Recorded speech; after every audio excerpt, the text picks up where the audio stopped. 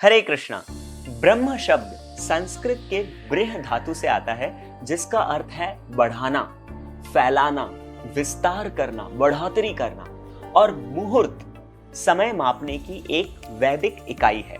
तो ब्रह्म मुहूर्त का मतलब समय की वो अवधि जिसमें आप जो भी कार्य करेंगे उसके परिणाम में एक अद्भुत विस्तार होगा, बढ़ोतरी होगी। इसीलिए ब्रह्म मुहूर्त को अमृत वेला भी कहा गया है। आपने अक्सर घर पर ये बोलते हुए सुना होगा कि सही मुहूर्त देख के शुभ कार्य करने चाहिए, या पंडित जी मंडप में बोलते हैं विवाह का मुहूर्त निकला जा रहा है, कन्या को बुलाइए। तो आइए मुहूर्त शब्द को और अच्छे से आसान भाषा में समझ लेते हैं। सूर्य सिद्धांत समय गणना के अनुसार पूरे एक दिन में यानी कि 24 घंटे में कुल 30 मुहूर्त होते हैं, जो कि सूर्योदय से शुरू होते हैं।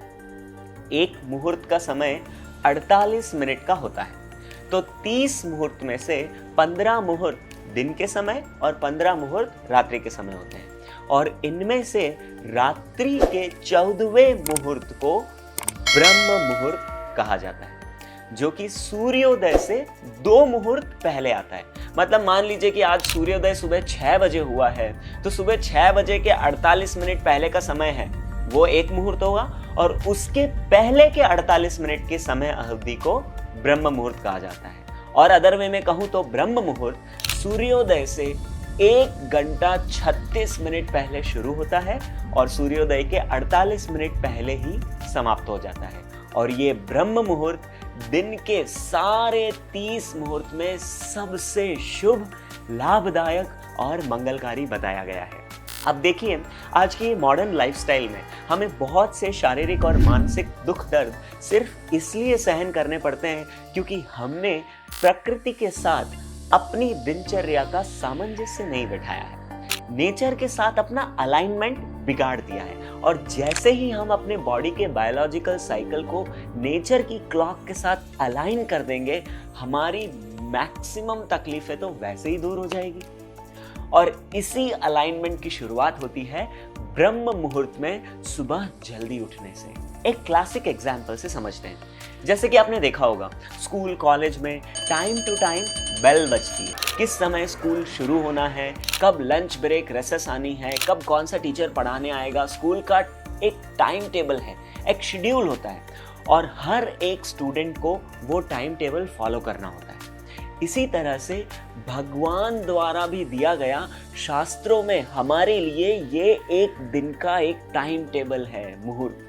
और हमें इस द्वारा बताया जाता है कि किस समय पर क्या करना है, और उसमें ये ब्रह्म मुहूर्त का काल सबसे इंपॉर्टेंट टाइम है। और स्कूल में कैसे जिस तरह से एक पर्टिकुलर टाइम में पर्टिकुलर सब्जेक्ट के टीचर हमको पढ़ाने आएंगे, समझाने में हमारी मदद करेंगे, हमारे डाउट्स क्लियर करेंगे, उसी तरह से ब्राह्मे मुहूर्ते देवानां पितॄणां च समागमः, यानी कि ब्रह्म मुहूर्त में सभी देवता और पितृगण खुद आकर हमारी मदद करने के लिए अवेलेबल रहते हैं। और साथ ही साथ स्फुरित पुंडरीकाक्षं सर्वमांगल्य रूपिणं, भगवान पुंडरीकाक्ष, भगवान कृष्ण स्वयं हमारा मंगल करने के लिए इस कालखंड में अवेलेबल रहते हैं।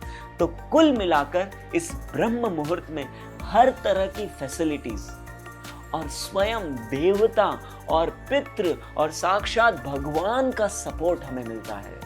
इस समय सत्व गुण का प्रभाव सबसे अधिक होता है, और आयुर्वेद के अनुसार इस समय में बहने वाली हवा भी चंद्रमा से प्राप्त अमृत कणों से युक्त होने के कारण हमारे स्वास्थ्य के लिए अमृत तुल्य होती है।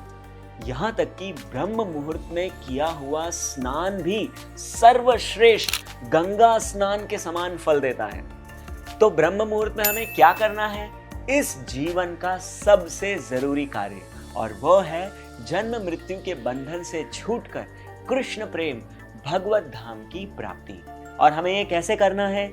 स्मृत्वा हरिं समुत्थाय, समुचित उत्थाय, उत्थाय यानी कि ब्रह्म मुहूर्त में उठ जाना है, सोते नहीं रहना है, और भगवान हरि पर अपना ध्यान केंद्रित करना है।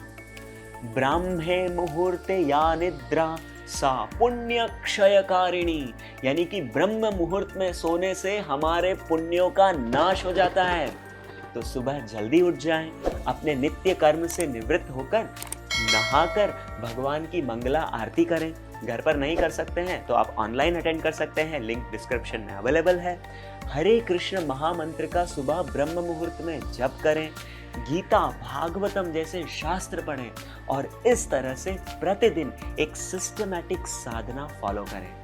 ब्रह्म मुहूर्त के समय साधना करने का आपको कई गुना ज्यादा फल मिलेगा, जिससे हम ज्यादा से ज्यादा सुकृति का अर्जन करेंगे और हमारे जीवन में शांति, समृद्धि और आध्यात्मिक विकास होगा। हरे कृष्णा।